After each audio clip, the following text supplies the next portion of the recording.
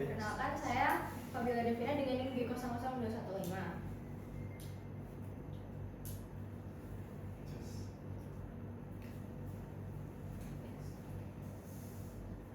Yang pertama itu ada hepar. Hepar itu adalah organ terbesar dalam tubuh selain kulit yang beratnya 1,5 kg atau 2% dari berat tubuh orang dewasa. Letaknya itu ada di kuadran kanan atas abdomen atau tepat di bawah diafragma. Fungsi hepar itu untuk yang pertama kelenjar endokrin, ya itu untuk sintesis protein. Lalu kelenjar eksokrinnya itu untuk sekresi asam empedu. Sekresi asam empedu dan pigmen empedu diekspresikan bersama feses. Lalu selanjutnya ada lobuli hepar. Lobuli hepar itu berbentuk prisma poligonal dengan diameter 0,7 sampai 2 mm. Kalau dipotong melintang itu bentuknya heksagon. Terus bagian pusatnya itu ada di vena centralis.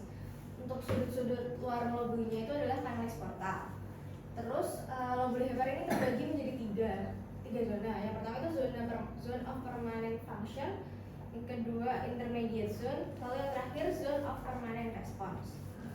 Lobuli hepar terdiri atas parenkim hepar, sel hepar atau hepatosit, kapiler empedu atau kanal biliferus, dan sinusoid. Lalu selanjutnya ada parenkim hepar yang terdiri dari hepatosit, terus mengandung sinusoid yang tersusun sebagai spons lempengan tebal satu lapis. Selnya meluas dari vena centralis ke tepi lobulus.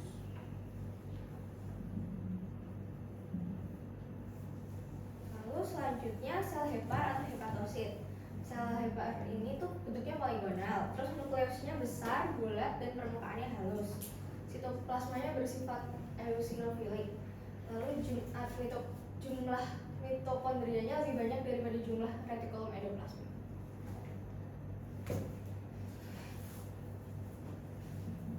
Lalu selanjutnya ada sinusoid, pembuluh yang melebar tidak teratur. Terus terdiri dari selapis sel endotel. Di sinusoid ini terdapat celah Dise yang memisahkan antara sel endotel dan sel sinusoid. Lalu fungsinya ini sebagai ruang pengumpul cairan limfa yang dihasilkan oleh hepatosit. Lalu sel-sel yang membatasi sinusoid itu ada sel-sel endotel dan sel Kupffer. Sinusoid ini dikelilingi dan ditunjang oleh selubung serat retikular halus. Selanjutnya sel endotel. Berbeda dengan endotel biasa karena tidak menyerap perak nitrat, sitoplasmanya meluas sebagai film tipis pada dinding sinusoid. Nah, untuk nukleusnya dia padat, kecil, terpulas gelap seperti titik. Lalu selanjutnya ada trigonum kiernan. Trigonum kiernan ini adalah struktur berbentuk segitiga yang berada di antara tiga lebih hepar yang berada dalam jaringan pengikat yang terkandung dalam canalis portae. Trigonum kiernan ini terdiri dari cabang-cabang vena porta, cabang-cabang arteria hepatica, ductus biliferus, pembuluh limfa, dan saraf. Sekian dari saya, terima kasih.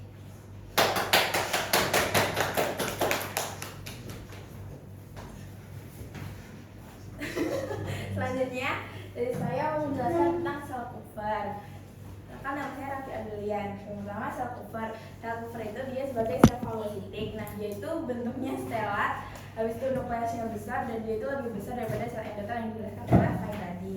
Nah, habis itu dia itu ditemukan di sinusoid yang dimana dia itu hanya ada pada hepar. Habis itu dia itu sitoplasmanya meluas sebagai prosesus yang berisi tetes-tetes lemak, lisosom, retikulum endoplasmik granular, sama vakula yang jernih. Nah, habis itu dia pengecatannya itu ada lithium karmin, trypan blue, sama tinta India. Next. Nah, itu fungsinya dia yang pertama itu menghancurkan eritrosit tua. Habis itu dia menghancurkan bakteri atau gregis yang dapat memasuki darah portal dari usus. Habis itu dia menggunakan ulang heme. Habis itu dia sebagai sel penyaji antigen yang pada imunitas adaptif. Next. Nah, jadi di pengecatan trypan blue ini intinya itu kalau sel Kupffer sitoplasmanya itu bakal tampak granulair biru. Nah, kalau nukleusnya itu bakal tampak merah.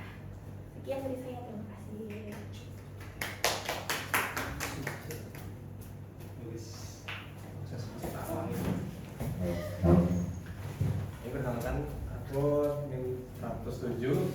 Muhammad Safiro. Nah, pertama akan menjelaskan makromolekul dan mikromolekul. Nah, makromolekul itu molekul yang besar yang terbentuk dari proses pengolahan satu atau beberapa unit struktural yang disebut monomer. Sedangkan kalau yang mikromolekul itu molekul yang jauh lebih kecil dalam ukuran dan kompleksitas strukturalnya. Kalau monomer ini bergabung bersama dalam rantai panjang melalui ikatan kovalen yang membentuk struktur yang kompleks dan besar. Nah, contohnya makromolekul itu protein, karbohidrat, dan lemak. Sedangkan mikromolekul tadi itu dapat dikatakan sebagai hasil dari proses katabolisme. Contohnya itu asam amino yang merupakan hasil katabolisme dari protein.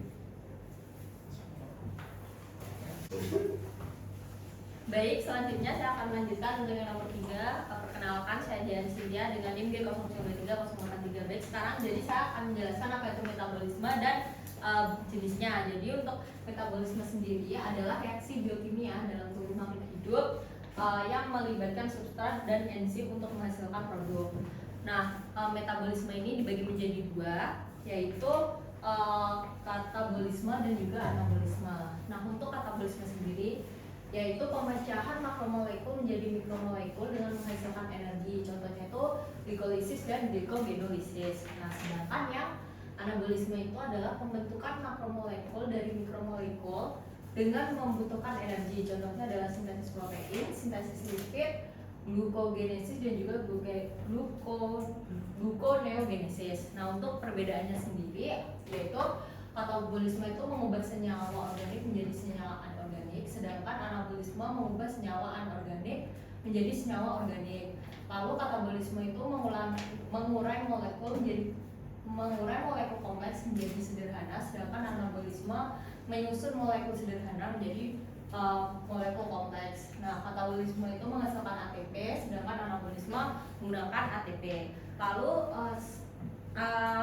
metabolisme ini juga mempunyai beberapa jalur, yaitu jalur anabolik, katabolik, dan amfibolik. Nah, untuk jalur anabolik itu jalur-jalur yang berperan dalam sintesis senyawa yang lebih besar dan kompleks dari prekursor yang lebih kecil. Contohnya adalah sintesis protein dari asam amino dan sintesis cadangan triasilgliserol dan glikogen. Nah, lalu untuk jalur katabolik itu berperan dalam penguraian molekul besar, sering melibatkan reaksi oksidatif. Lalu yang terakhir jalur amfibolik, yang dia berlangsungnya di persimpangan metabolisme, bekerja sebagai penghubung antara jalur katabolik dan anabolik. Contohnya itu siklus asam sitrat. Nah, jadi itu adalah penjelasan dari saya. Sekian, terima kasih.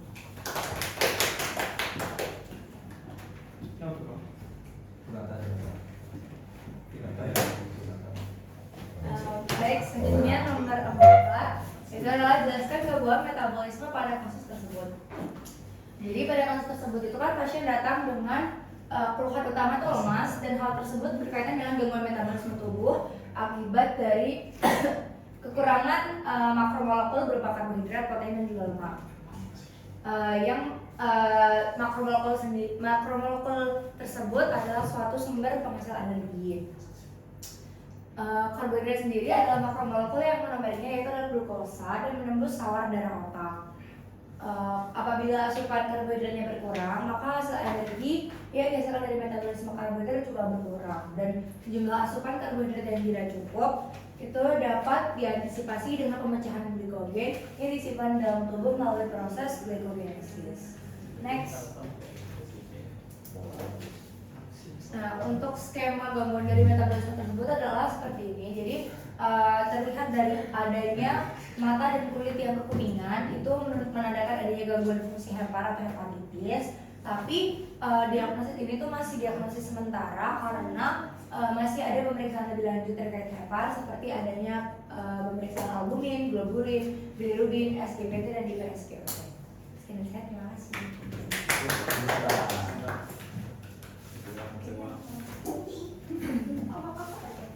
Perkenalkan, nama saya Angelin Ayu dengan NIM G09312. Saya akan membahas mengenai metabolisme karbohidrat. Jadi untuk metabolisme karbohidrat itu pertama kali terjadi di mulut, tempat enzim amilase aerobio melakukan pemecahannya. Terus selanjutnya setelah terurai melalui sistem pencernaan, monosakarida akan terserap di aliran darah. Setelah itu, jika saat karbohidrat dikonsumsi, kadar gula itu akan naik yang akan merangsang pankreas untuk memproduksi insulin, yang nantinya insulin ini akan memberi sinyal kepada sel-sel untuk menyerap glukosa sebagai energi atau penyimpanan. Nah, apabila glukosa pada darah itu rendah, nanti pankreas akan memproduksi glukagon yang akan merangsang hati untuk melepaskan simpanan glukosa. Nah, untuk metabolisme karbohidrat ini ada 4, yaitu yang pertama glikolisis. Glikolisis ini merupakan perubahan glukosa menjadi asam pirufat yang nanti akan diubah lagi menjadi asetil-CoA yang nantinya akan masuk ke siklus Krebs.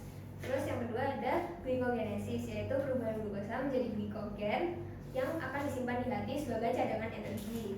Lalu ada glikogenolisis, yaitu perubahan dari glikogen menjadi glukosa untuk mendapatkan energi dari cadangan. Nah, ini tuh terjadi kalau misalnya tubuh kita tuh nggak dapat asupan glukosa sebagai sumber energi utama. Dan yang terakhir ada gluconeogenesis, yaitu sintesis glukosa dari molekul lain selain karbohidrat. Contohnya itu bisa dari lipid atau protein. Terima kasih.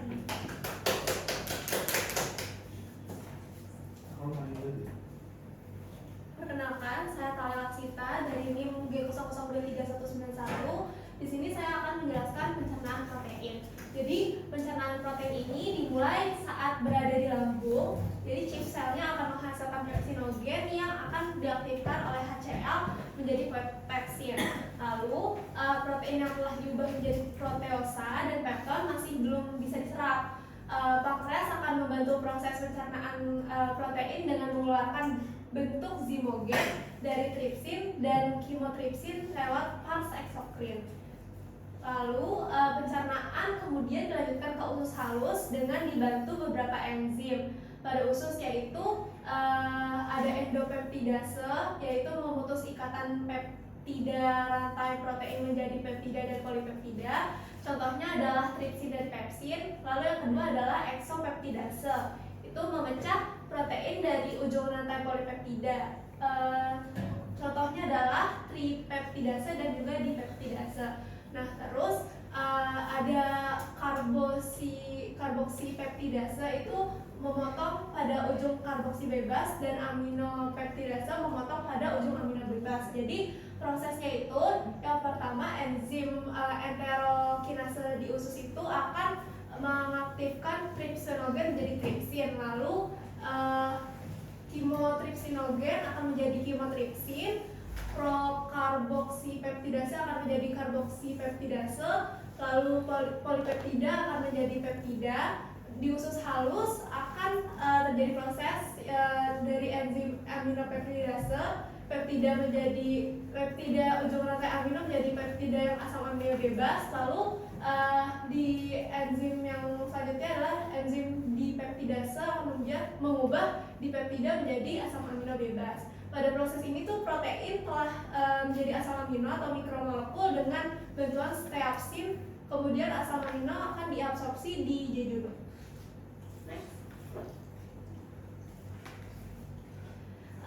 Selanjutnya adalah metabolisme protein. Jadi proses protein diubah menjadi asam amino merupakan bagian dari metabolisme nitrogen. Jadi proses metabolisme protein yang pertama ada dekarboksilasi, yaitu pemisahan gugus karboksil asam amino untuk membentuk ikatan yang baru, masih mengandung N dan dikatalisis oleh enzim dekarboksilase. Gugus karboksil membebaskan CO2 dan menghasilkan senyawa amino primer. Selanjutnya adalah transmination, itu pemindahan gugus amino dari asam amino yang satu ke asam amino yang lain. Itu produk yang dihasilkan adalah SGOT dan juga SGPT. Lalu yang selanjutnya adalah deaminasi, yaitu pemindahan gugus amino asam amino alfa menjadi senyawa donor gugus NH2 ke asam keto alfa. Sebagai reseptor NH2 menjadi asam amino alfa baru dan asam keto alfa baru. Lalu keto alfa bila dioksidasi sempurna menghasilkan CO2 dan juga H2O. Namun ada sebagian yang disintesis menjadi asetoasetat untuk metabolisme asam lemak.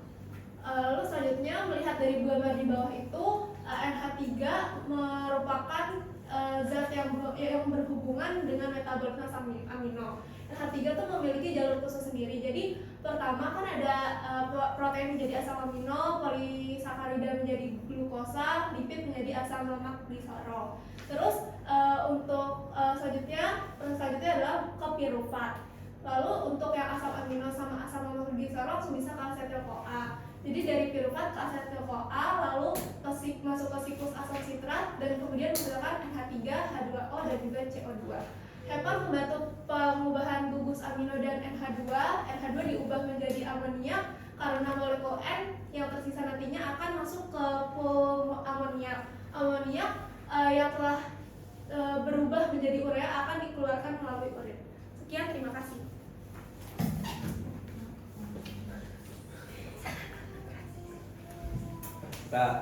Saya menjelaskan tentang pencernaan dan metabolisme dari lipid. Slide. Pencernaan pertama, pencernaan dan absorpsi lemak itu butuh garam-garam berbentuk untuk proses emulsifikasi, kemudian dicerna oleh enzim lipase menjadi asam-asam lemak. Nah, ada asam lemak rantai panjang itu C-nya lebih dari 12. Dalam enterosit mengalami esterifikasi kembali menjadi trigliserida, lalu bergabung dengan protein membentuk kilomikron. Lalu masuk ke sentral laktea, lalu masuk ke sirkulasi limfatika, lalu bermuara ke ductus tracheus, lalu masuk ke sirkulasi darah. Atau asam lemak rantai pendek dan sedang itu tidak diresidesis menjadi trigliserida, namun langsung diabsorpsi ke dalam sirkulasi sistem portal dengan difusi sederhana. Slide. Nah, ini metabolisme lipid. Asam lemak yang ada dalam sel atau sitosol itu berawal dari dua sumber. Ada yang dari asam lemak bebas atau free fatty acid dari darah, hasil pemecahan dari asil gliserol oleh enzim lipase. Nah, untuk ngasilin energi, asam-asam lemak tersebut harus dioksidasi di mitokondria. Nama oksidasi oksidasi beta. Yang pertama itu ini VFA atau free fatty acid atau asam lemak bebas akan bereaksi dengan CoA dengan bantuan enzim asil CoA sintase akan menghasilkan asil CoA. Nah, tapi asil CoA ini nggak bisa langsung masuk ke dalam membran mitokondria karena dia bersifat apa ya? Bersifat impermeable. Impermeable kan belum? Nah, benar. Nah, akhirnya dia itu butuh karnitin, akan bereaksi dengan karnitin membentuk asil karnitin dengan bantuan enzim karnitin palmitoyl transferase 1. Nah, baru bisa asil karnitin ini bisa masuk ke dalam membran dalam mitokondria dengan bantuan karnitin asil karnitin transferase, tapi dia itu harus mengeluarkan yang namanya karnitin. Nah, baru di asil karnitin dia akan bereaksi dengan CoA dengan bantuan enzim karnitin palmitoyl transferase 2 menghasilkan karnitin dan asil CoA. Nah, baru ini akan bersiklus terus. Slide. Nah, ini ada tahapan dari tadi. Dia nanti akan masuk ke metabolisme lipid atau oksidasi dari beta. Nah, pada oksidasi beta beta asil CoA itu mengalami dehidrogenasi dibantu dengan enzim asil CoA dehidrogenase. Yang ini dia akan membentuk yang namanya enoyl CoA. Lalu enoyl CoA dia akan membutuhkan air, berarti namanya itu hidralase menjadi hidroksil asil CoA dengan bantuan enoyl CoA hidratase. Lalu dia akan mengalami dehidrogenase atau pelepasan ion H+ dengan bantuan beta hidroksil hidroksilasil CoA dehidrogenase menghasilkan beta ketoasil CoA. Lalu beta ketoasil CoA itu mengalami teolisis dibantu enzim beta ketotiolase atau asil CoA asetil transferase jadi asetil CoA. Nah, asetil CoA ini akan ada dua jalur. Dia kalau misalnya oksalase yang cukup dia akan masuk ke siklus Krebs. Tapi kalau misalnya dia oksalase yang cukup, misalnya kita waktu puasa atau waktu diabetes atau kita misalnya penderita diabetes mellitus, dia itu akan menghasilkan barang ketol. Gitu teman-teman. Udah, terima kasih. Perkenalkan, nama saya Dr. Agnanim 49. Pada ini saya akan menjelaskan proses pembentukan energi. Jadi energi tubuh manusia itu dibuat itu melalui makanan dan minuman, kemudian dipecah menjadi kuman-kuman yang lebih kecil, kuman padat bilat sel akan menghasilkan energi. Next. Ini next dulu. Next. Yang pertama respirasi aerob glikolisis ini terjadi di sitoplasma. dengan mengkonversi satu molekul glukosa jadi 2 molekul asam pirufat yang nantinya ke mitokondria. Kemudian dalam reaksi ini itu membutuhkan energi atau endergonik sekaligus membutuhkan energi atau endergonik sekaligus menghasilkan energi atau eksergonik. Proses ini tuh membutuhkan 2 ATP dulu, kemudian akan menghasilkan 4 ATP. Jadi untuk produk akhirnya itu 2 asam pirufat, 2 ATP dan 2 NADH. Next. Kemudian dekarboksilasi oksidatif. Jadi proses ini itu tidak menghasilkan ATP. Dalam proses ini asam pirufat hasil glikosis tadi akan dipecah jadi asetil-CoA untuk dipakai di siklus Krebs dengan melepas CO2. Selain itu reaksi ini akan menghasilkan NADH. Next. Kemudian siklus Krebs, pada siklus Krebs ini asetil-CoA reaksi dengan oksaloasetat membentuk sitrat yang nantinya bakalan dioksidasi menghasilkan molekul yang kaya akan energi. Kemudian reaksi ini membentuk siklus karena oksaloasetat diregenerasi lagi dan masuk ke siklus yang baru. Karena ada 2 molekul asetil-CoA yang terbentuk, jadi dari pecahan glukosa, maka 2 siklus nanti akan menghasilkan NADH, 4 CO2, 2 ATP dan 2 NH2. Next.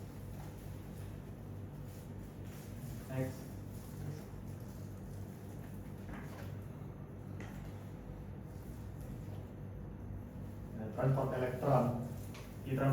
Di transport elektron ini memerlukan oksigen dan melibatkan perpindahan elektron-elektron. Hal tersebut akan membuat ion-ion hidrogen terakumulasi di ruang antar membran. Kemudian waktu ion hidrogen berdifusi keluar lewat ATP sintase, gradien konsentrasi terbentuk. Arus ion hidrogen yang menggerakkan konversi katalik ATP sintase yang memfosforilasi ADP menjadi ATP, dan proses ini membentuk 30-32 ATP.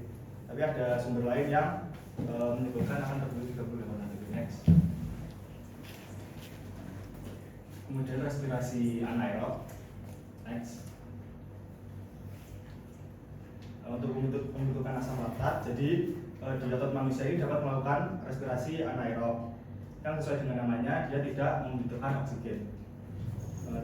Jadi pembentukan asam laktat ini kurang efisien karena hanya menghasilkan 2 ATP. Tapi reaksi ini efektif untuk aktivitas yang dilakukan dalam jangka waktu yang cepat. Reaksi ini tuh memakai asam pirufat yang bakalan direduksi jadi asam laktat yang dibantu oleh enzim laktat dehidrogenase dan mendaur ulang NAD+. Dan asam laktat yang terbentuk akan membuat rasa pegal dan membuat rasa pegal saat beraktivitas. Next. Kemudian ATP fosfatase. Jadi ATP yang disimpan di crossbreed myosin akan dipecah untuk menghasilkan ADP dan 1 fosfat. Lalu enzim kreatin kinase akan memecah fosfokreatin jadi kreatin dan molekul fosfat. Proses pemecahan tersebut membuat ADP mengikat fosfat sehingga jadi ATP. Next. Kemudian untuk peran hepar dalam metabolisme. Next.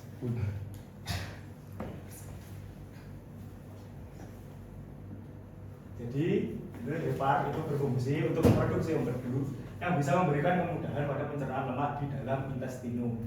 Selain itu hepar juga mempunyai fungsi yang lain, yaitu yang pertama metabolisme karbohidrat. Jadi hepar mengontrol kadar gula dalam darah. Hepar dapat mengubah glukosa dalam darah menjadi glikogen yang kemudian disimpan dalam hati glukogenesis pada saat kadar gula dalam darah tinggi. Lalu pada kadar gula dalam darah menurun, maka cadangan dalam glikogen di hepar atau asam amino dapat berubah menjadi glukosa dan dilepaskan ke dalam darah. Hingga pada akhirnya kadar gula darah dipertahankan untuk tetap normal. Kemudian hepar juga dapat membantu pemecahan fruktosa dan galaktosa menjadi glukosa serta glukosa menjadi lemak.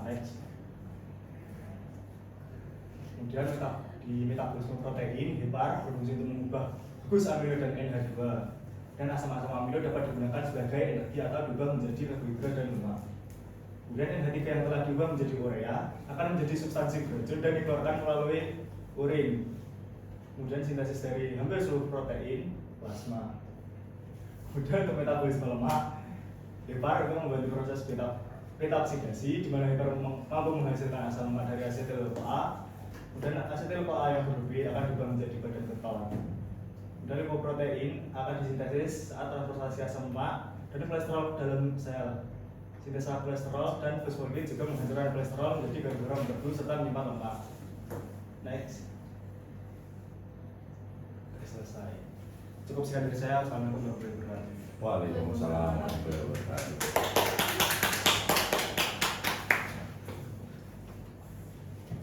Baik, perkenalkan nama saya Nabila Pamana dari NIM 119. Di sini saya akan menjelaskan mengenai diagnosis dari penyakit yang ada di kasus. Jadi jika dilihat dari diagnosa berupa gangguan pada hepar dan tanda berupa kulit dan mata menguning, dapat kita diagnosis bahwa gangguan tersebut adalah ikterus atau penyakit kuning. Hal ini terjadi karena adanya kelebihan bilirubin yang seharusnya diekskresi dalam darah sehingga menyebabkan warna kuning. Namun dia itu masih dibutuhkan pemeriksaan penunjang seperti tes darah dan lain-lain.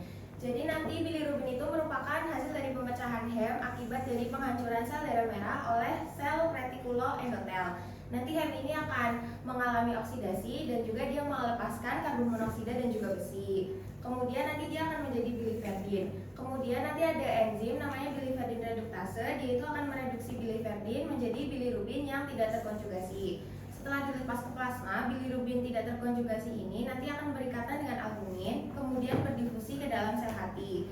Selanjutnya, dia itu akan dikonjugasi oleh asam glukuramat membentuk bilirubin yang terkonjugasi. Dalam sel ini, dalam kerusakan ini, yang tak terkonjugasi ini, dia itu mengalami problem. Biasanya itu bilirubinnya meningkat karena adanya kerusakan sel darah merah atau hemolitik. Kemudian yang terkonjugasi itu dia itu akan mengalami kerusakan karena adanya kerusakan hepatoseluler, virus hepatitis, alkohol dan juga penyumbatan saluran empedu. Kemudian selanjutnya yaitu SGPT.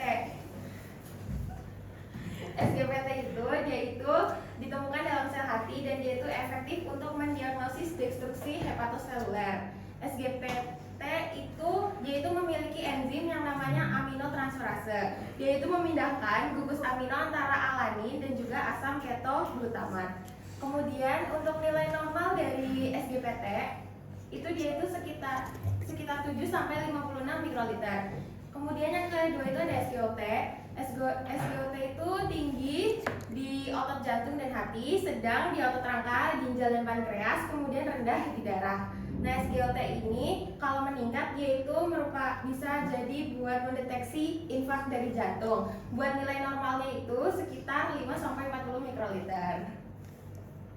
Oke, sekian dari SGD 9. Mohon maaf apabila ada